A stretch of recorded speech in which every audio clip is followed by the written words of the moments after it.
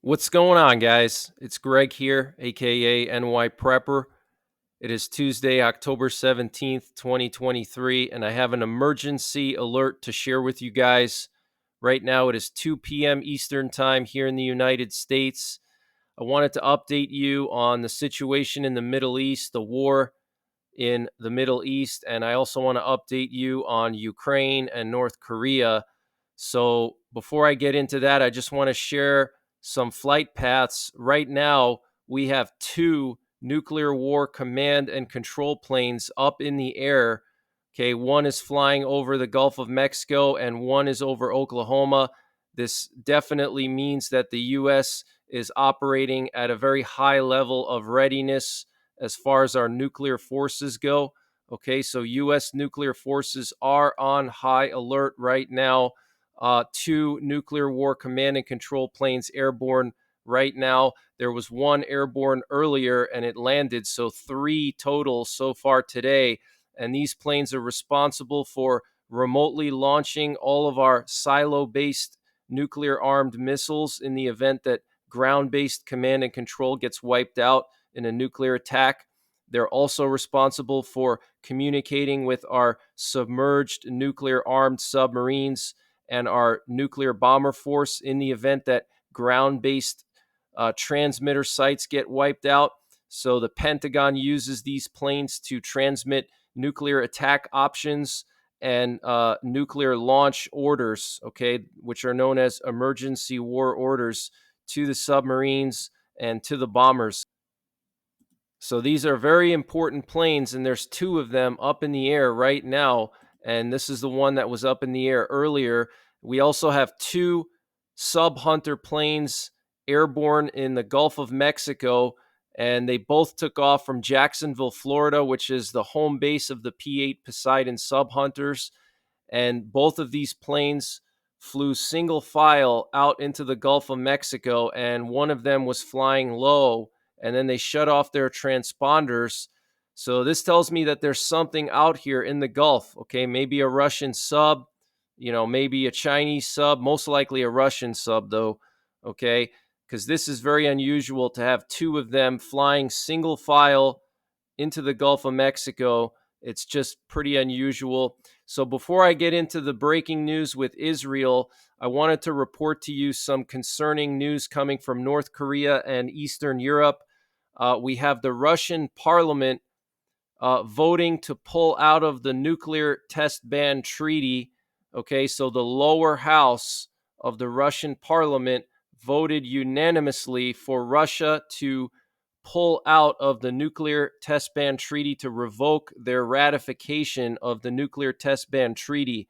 Okay, they voted 412 to 0 to revoke the ratification of the nuclear test ban treaty. Okay, so nobody in the lower house of the Russian parliament voted to stay in the nuclear test ban treaty, for Russia to stay in it. Okay, and what this means is if the upper house of the Russian parliament approves it, and then if Putin approves it, which he obviously will because it was his idea to pull out of it, it means that Russia is going to be able to do atmospheric nuclear weapons tests and also underwater nuclear weapons tests. Okay, so this is huge news, guys. Okay, we're basically going back to the Cold War days.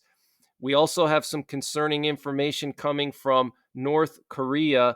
Okay, the North Korean leader Kim Jong-un recently made a statement saying that the nuclear button is on my desk. And the foreign minister of Russia, Sergei Lavrov, is going to be visiting North Korea very soon. Okay, and this is all coming after the USS Ronald Reagan Carrier Strike Group arrived in South Korea after the South Korean Joint Chiefs of Staff feared that North Korea was going to attack them imminently after the situation with Hamas and Israel. And the U.S. also moved a missile defense ship and two B-52 nuclear bombers to South Korea. Okay, so an entire carrier strike group, an Aegis missile defense warship.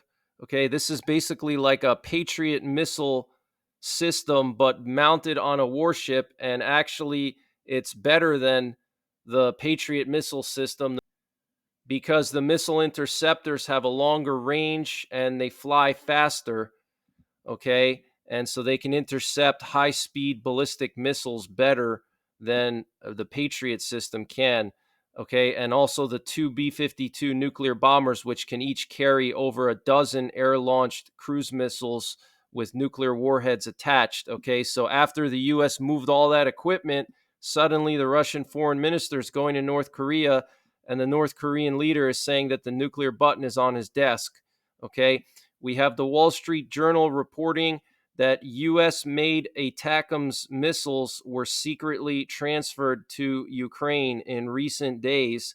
We have the Swedish Minister for Civil Defense saying that there is a partial damage to a communication cable between Sweden and Estonia. Investigation is ongoing. Timing is seen in relation to the events in the Gulf of Finland.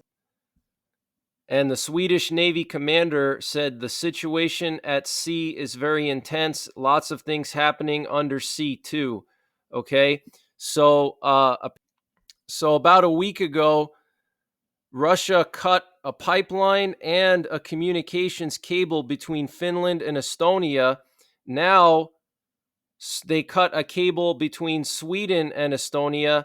It almost seems like Russia's preparing to go into the Baltics because they're cutting these critical cables, communications cables, gas pipelines that are going into Estonia. They're cutting those to try to isolate Estonia.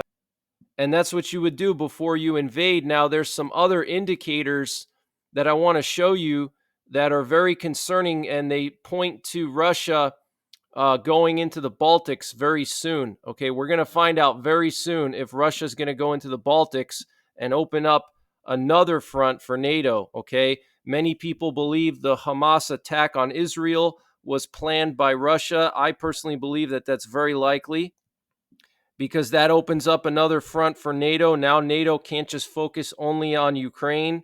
They now have to focus on helping Israel. And now maybe Russia's going to attack the Baltics, which will open up a third front. And then maybe North Korea is going to also attack South Korea, which opens up a fourth front.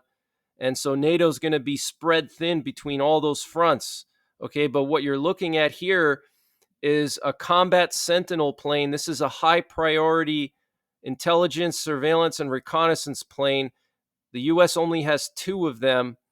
And when they send one of these somewhere, it means that there's something very serious going on. Okay. And so this plane sends intelligence information directly to the president and the Joint Chiefs of Staff, the top generals in America.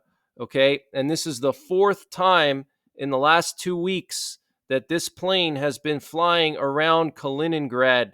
Okay. Kaliningrad is a little piece of Russia stuck between Lithuania and Poland. And there's always been the fear that Russia would try to maybe make a land bridge from Belarus to Kaliningrad through Lithuania and Poland. But there's also fear that Russia could try to isolate the Baltic countries by connecting Kaliningrad to Belarus, and thus preventing land resupply of the Baltic countries. And then after doing that, they would make an attack on the Baltics themselves. Okay, but this is the fourth time in the last 2 weeks that the U.S. has sent one of these combat Sentinel planes around Kaliningrad, and they also sent an RC-135 rivet joint into northeastern Poland to patrol Kaliningrad. Okay, so we have to keep an eye on the Baltics. Putin is going to China right now, or he's actually in China right now. Biden is in Israel. I think that right now all the major powers are getting together and figuring out their next move. Okay, you have the Russian side, the BRICS nations, and then you have America, NATO, Israel, and they're all meeting right now to decide the next steps, what to do in Israel, what to do in Asia, what to do in Eastern Europe. Okay, so what I think is going to happen is this weekend, all hell is going to break loose, because right now, decisions are being made by the major military powers, the major nuclear powers. Okay, they're sitting in closed rooms discussing what to do. and the decisions made in the coming hours are going to have huge ramifications, okay, for this world. And so I think after all these meetings are done, Biden in the Middle East, Putin in China, Iran was making its rounds. The Iranian foreign minister was making his rounds throughout the Middle East. Okay. Once all these meetings are done, that's when actions are going to be taken. Okay. And I think this weekend is when we're going to see things pop off in the Middle East and potentially things popping off in the Korean Peninsula and also possibly the Baltics. Okay, so these are the three fronts we got to keep an eye on: the Baltics, the Korean Peninsula, and the Middle East, with the Middle East being number one right now, but also the Baltics and Korea. Okay, these are the three areas that I expect to pop off. And we also had two sub Hunter planes off the coast of Kaliningrad this morning. And then there was a RC 135 reconnaissance plane that flew all the way along the Finnish Russian border and also through the Baltics. Okay, so NATO is heavily monitoring this area. Here's a closer shot of that RC 135 reconnaissance plane. You can see that it was flying along Kaliningrad and then also went up into Finland. Okay, and here we have the flight path of a British fighter jet that was flying in the Eastern Mediterranean, and this one flew directly towards Lebanon and turned off its transponder as it was getting closer to Lebanon. This was late last night, and it was actually aerially refueled by a KC-2 Voyager. This is a British Eurofighter Typhoon. It took off from Cyprus, and you can see it was heading in a straight line towards Lebanon and Damascus, Syria, okay? And once it got 50 miles off the coast of Cyprus, it just shut off its transponder. So I don't know if the British Air Force is, involved in some of these airstrikes in Gaza and attacking Hezbollah. I don't know, guys. I mean, we don't know what's really going on there. They only give us information they want us to know about, okay? But unless you're actually on the ground, you don't know what's truly happening there, okay? It could be a lot worse than what we're hearing. And here's another British fighter jet that was airborne in the Eastern Mediterranean this morning, okay, near Lebanon and Syria. So British fighter jets are active in this area. Whether they're taking part in combat sorties, I have no idea. Or is this training? I have no idea.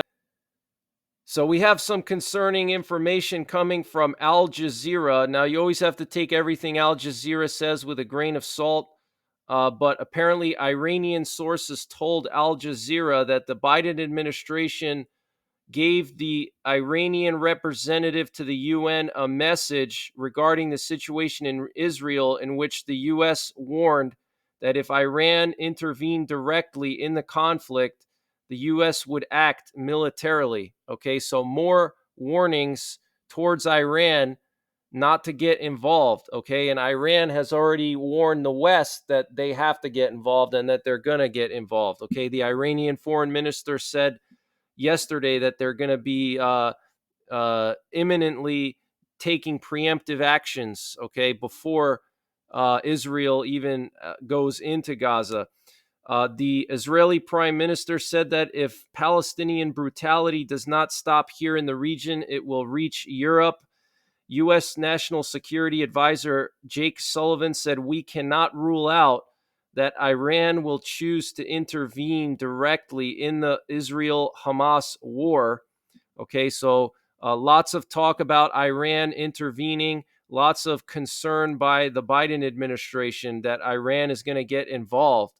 Okay, they're not sending two carrier strike groups to the region for no reason. Okay.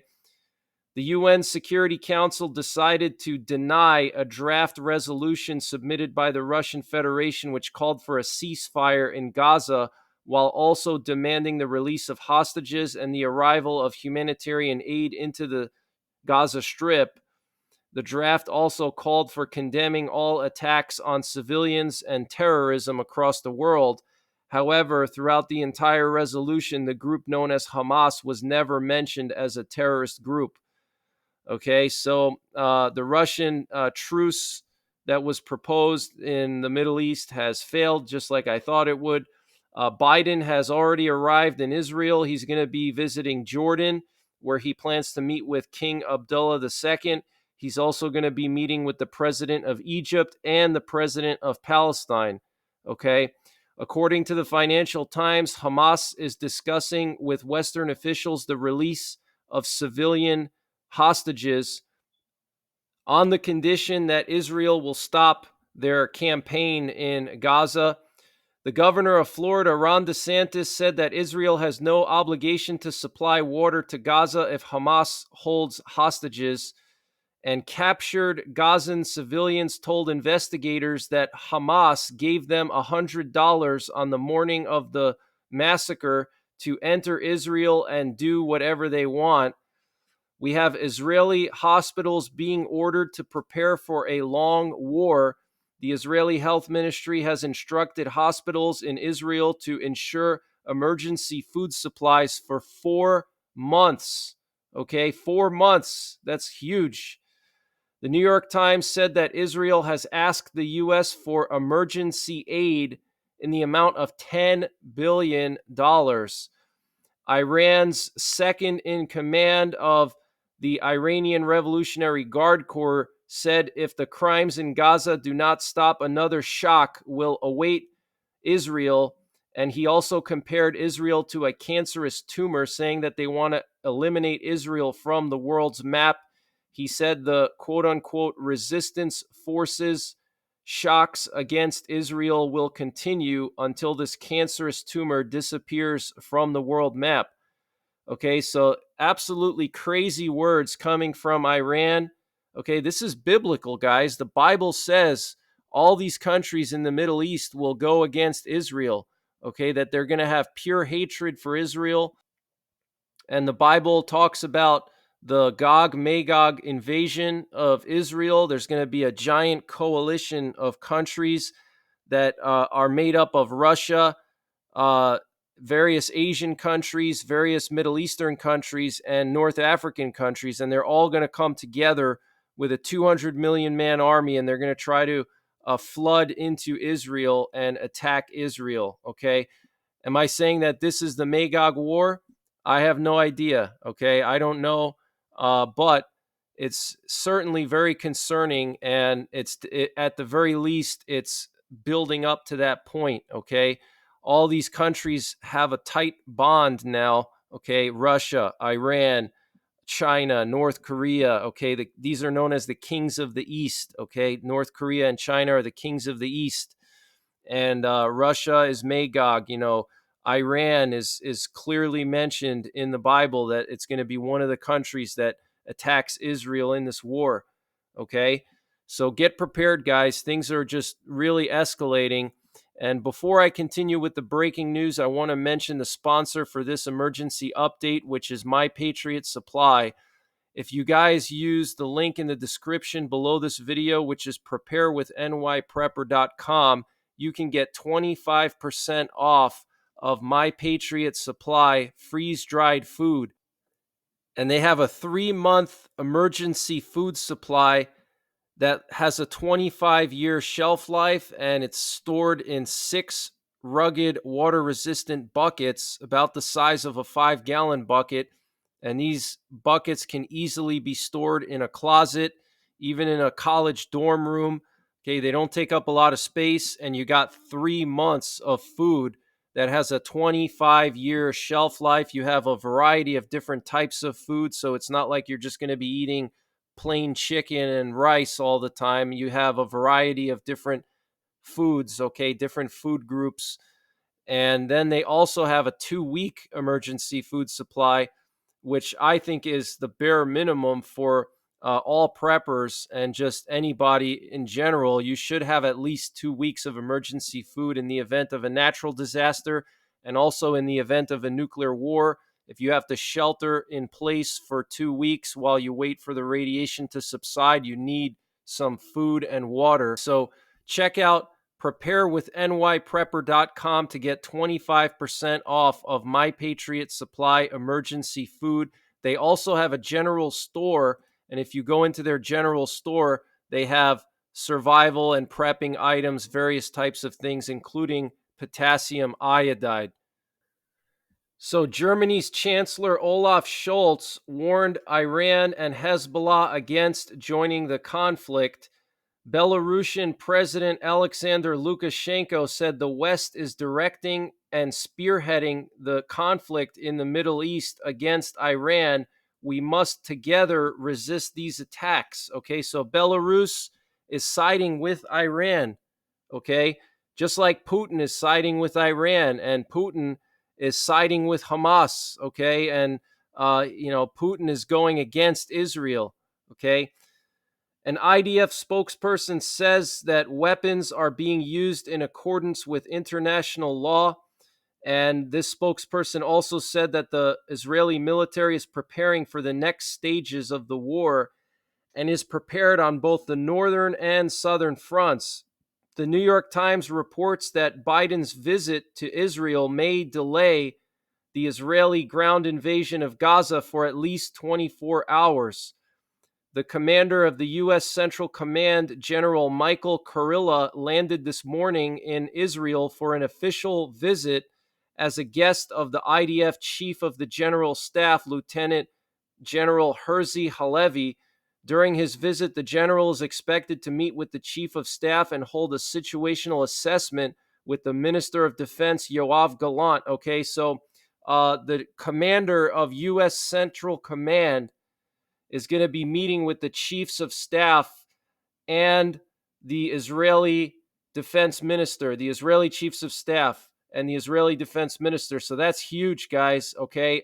The commander of CENTCOM is actually a military commander. He has the authority to order troops to do things. He's not just, like a chief of staff who's more of like a military advisor, but doesn't actually have rank in the active combat military. Okay, the commander of CENTCOM can actually order, troop movements and deploy assets into the theater. Okay, so that's huge. Okay, meeting with the defense minister and chiefs of staff of Israel, that's huge. U.S. Secretary of State Anthony Blinken said today that at our request, the United States and Israel agreed to develop a plan that will allow humanitarian assistance from donor countries and international organizations to reach civilians in Gaza, including the possibility of creating relief zones for civilians. And what's strange is that there was a video that came out showing UN fuel tankers going into Gaza. Okay, why would you be sending fuel tankers into Gaza? It doesn't make sense. It's like, who's going to need fuel in a war zone? Okay, these people have their own fuel to get out. They don't need, fuel. It's just a little bit strange to me. I can't show you guys the video, unfortunately. All right, but there was clear video footage showing, dozens of fuel tanker trucks going into Gaza from Egypt, which is just really bizarre. And today was the highest volume of exchange of fire along the border between Lebanon and Israel since this whole situation developed. Okay, so it's a very tense situation along the border between Lebanon and Israel. So that's not going away. It's getting worse. Apparently, a UN peacekeeping force in Lebanon reported that the organization's headquarters in southern Lebanon was hit by a Hezbollah missile. Okay. The UN peacekeeping force in Lebanon was targeted by a Hezbollah missile. An IDF spokesperson warned Hezbollah, saying that Hezbollah needs to watch what is happening to Hamas and that they should be cautious of crossing the threshold. Okay. Hezbollah stated on Telegram that from today onwards, we will be in a new phase of the war, the Al-Aqsa flood. Okay, so Hezbollah is gearing up to go into Israel, guys. It's going to happen. I'm telling you, it's going to be a multi-front attack on Israel, just like the Bible says. And then the U.S. is going to have to get involved and things are going to escalate. Then Russia is going to bring their forces in. Okay, the Bible says in the book of Ezekiel, chapter 38 and 39, that God is going to put hooks in the jaw of the leader of Russia and force him down into the Middle East. What's a better way to force Russia down into the Middle East than by having the U.S. attack Iran and attack Iranian proxies, which Russia backs? Okay. We have 250 to 500 Iraqi PMU fighters making their way into Syria and Lebanon. And these PMU fighters are basically pro-Iranian fighters in Iraq. Okay, so they moved into Syria and Lebanon.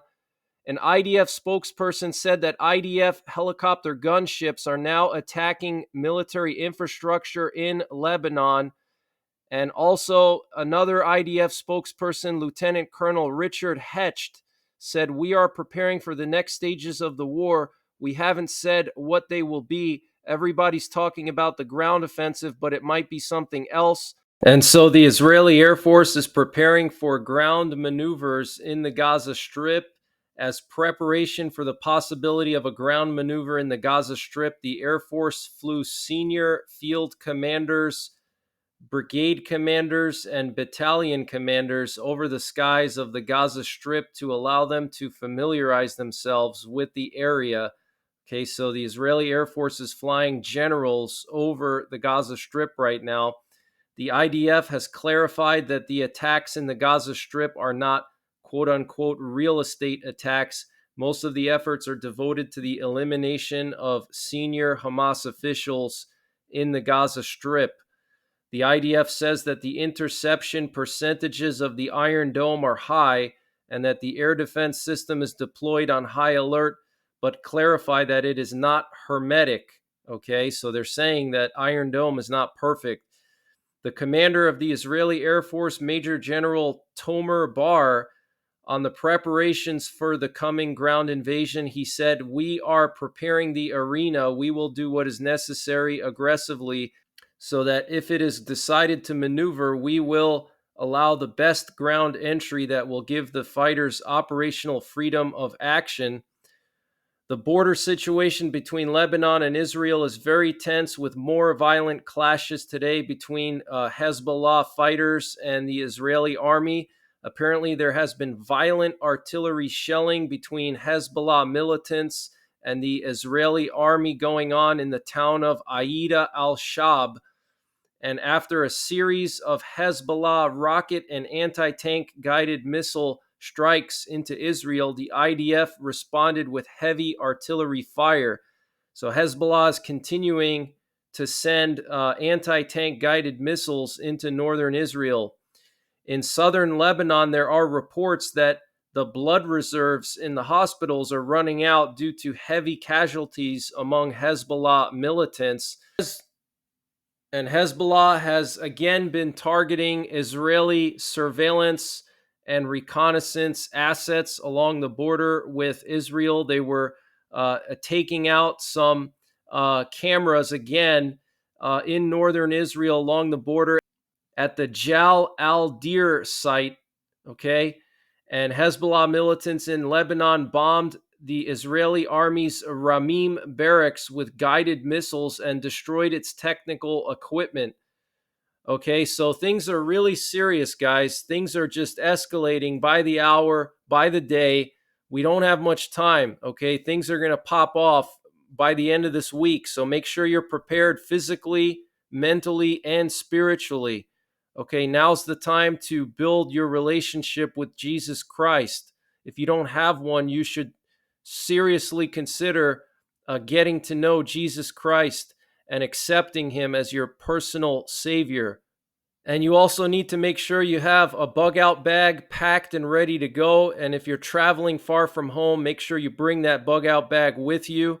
Make sure you have a nuclear war survival plan, which should be centered around a solid fallout shelter. And you should make sure that you're aware of your surroundings all the time when you're out in public now. Make sure you carry your self-defense tools with you. Make sure your self-defense tools are zeroed and that you're practicing with them, okay?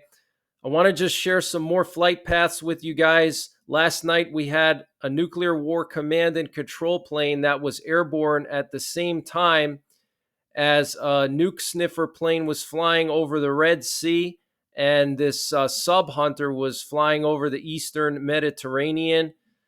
This is where the carrier strike group is operating right now, and where the second carrier strike group is going to, and then possibly a third empty aircraft carrier, the USS George Washington, might be on its way to function as basically a floating airbase in case Israeli air bases get destroyed by Hezbollah or Iranian ballistic missiles.